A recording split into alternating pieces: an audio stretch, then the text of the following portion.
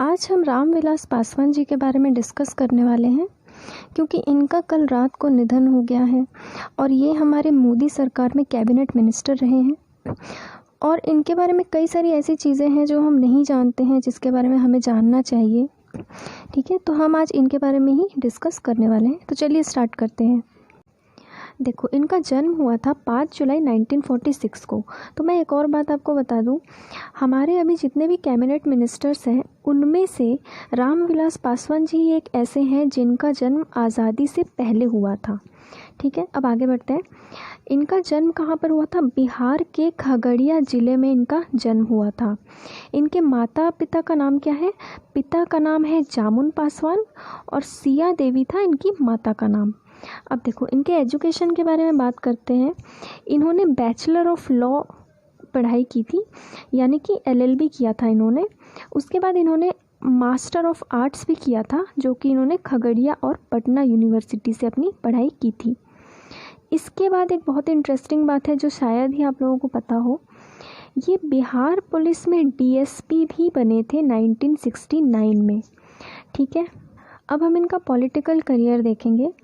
देखो, 1969 में जब ये DSP बने उसके कुछ ही समय बाद बिहार लेजिस्लेटिव असेंबली यानी कि बिहार विधानसभा में इनको संयुक्त सोशलिस्ट पार्टी का मेंबर बनाया गया और वहीं से इनको टिकट मिली और वो इलेक्ट होकर बिहार लेजिस्लेटिव असेंबली में गए। फिर 1974 में ये लोकदल पार्टी के जनरल सेक्रेटरी बने। ये किन को फॉलो करते थे, किन बड़े लीडर्स को ये फॉलो करते थे? राजनारायण, जयप्रकाश नारायण, कर्पूरी ठाकुर, सत्येंद्रनाथ सिन्हा, इनको ये फॉलो किया करते थे।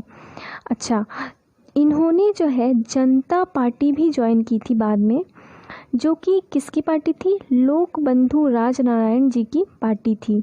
इन्होंने जनता पार्टी में एज अ प्रेसिडेंट भी काम किया और उसके बाद ये जनता पार्टी के चेयरमैन बनाए गए। अब 1975 में इनकी ज़िंदगी में एक मोड़ आता है। 1975 में जब इंदिरा गांधी जी के द्वारा इमरजेंसी लगाई गई थी तब ये अरेस्ट होकर जेल चले गए थे। ठीक है, इनको जेल हो गई थी, जिसके ठीक 2 साल बाद 1977 में इन्हें जेल से छोड़ा गया। उसके बाद इन्होंने पार्लियामेंट में इलेक्शन जीता क्योंकि इनको जनता पार्टी ने टिकट दिया था। ठीक है, जनता पार्टी के टिकट से ये पार्लियामेंट में इलेक्शन जीत के गए थे।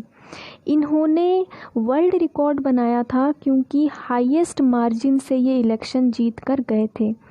ठीक है, उसके बाद 1980 से 1984 तक ये हाजीपुर कॉन्स्टिट्यूएंसी से जीतते रहे।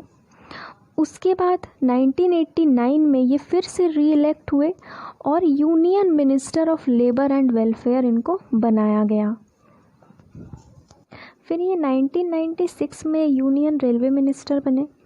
उसके बाद 1999 में इन्हें यूनियन कम्युनिकेशन मिनिस्टर बनाया गया। फिर 2001 में इनको कोल मिनिस्ट्री सौंपी गई। उसके बाद एक बहुत ही इम्पॉर्टेंट पॉइंट है, आपको नोट करना है कि सन 2000 में इन्होंने अपनी एक पार्टी बनाई जिस पार्टी का नाम था लोक जनशक्ति पार्टी। ठीक है, देखो, बाद में इन्होंने UPA ज्वाइन किया। UPA जो है वो सोनिया गांधी जी की पार्टी है। उसके बाद इनको यूनियन मिनिस्टर बनाया गया ministry of chemicals and fertilisers and ministry of steel में। इन्होंने जो है 5 अलग अलग प्राइम मिनिस्टर्स के अंडर यूनियन मिनिस्टर का पद संभाला है। ठीक है, देखो, 1996 से 2019 तक जितने भी काउंसिल ऑफ मिनिस्टर्स थी सभी में इनकी कैबिनेट पोजीशन थी। ठीक है, कैबिनेट मिनिस्टर के तौर पर इन्होंने काम किया है। इसके बाद एक और इम्पॉर्टेंट पॉइंट है, नेशनल कोalitions जितने भी हैं, जैसे कि UPA जो कि सोनिया गांधी जी की पार्टी है, NDA जो कि हमारी BJP है और यूनाइटेड फ्रंट, इन सब में इन्होंने काम किया, इन सब के पार्टी में इन्होंने काम किया है।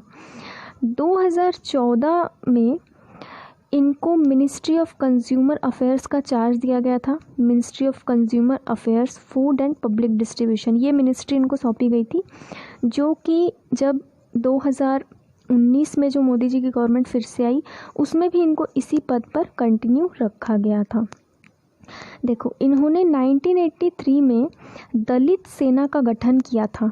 ये दलित सेना क्या थी? ये एक ऑर्गेनाइजेशन थी दलित्स के लिए, ताकि दलित्स का भला हो सके, ठीक है। बाद में इस ऑर्गेनाइजेशन का नाम दिया गया शेड्यूल्ड कास्ट सेना। इतना सब डिस्कस करने के बाद हमें ये तो पता चल ही गया है कि इन्होंने देश के लिए कितना कुछ किया है। ये बहुत ही प्रभावशाली व्यक्ति थे और बहुत ही अच्छे पदों पर इन्होंने काम किया है, ठीक है।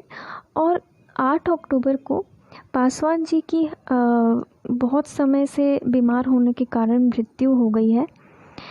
इसीलिए ये टॉपिक बहुत ज़्यादा इम्पोर्टेंट हो जाता है, आप सबको जानना चाहिए ये किस स्वभाव के व्यक्ति थे, ठीक है। तो आज के लिए इतना ही।